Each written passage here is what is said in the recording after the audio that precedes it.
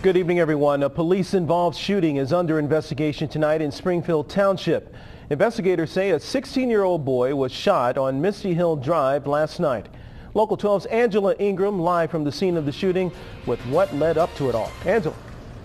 Well, Curtis, police say that he will survive despite being shot multiple times. And the police chief says that one of his officers opened fire on this teenager because the teen refused to drop a gun. Now, this all took place last night. Investigators were out again today in the neighborhood this evening speaking to the people who live here. The chief says around 10:30 last night, police received multiple calls about shots being fired on Misty Hill. He says two of his officers saw a 16-year-old boy running off when they pulled up and that he had something in his hand.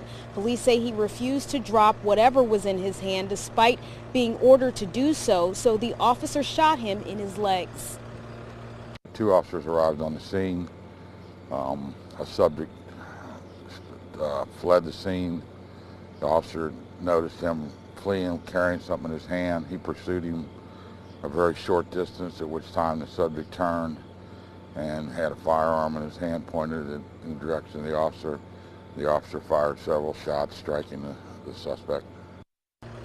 At this point, police have not released the name of the 16-year-old boy. They do say at last check he was still at UC Medical Center, and they are not releasing at this time the name of the officer who fired the shots. Live in Springfield Township, Angela Ingram, Local 12 News. Curtis, back to you. Angela, thank you. The officer is on a standard administrative leave while the police department conducts an internal investigation into the shooting.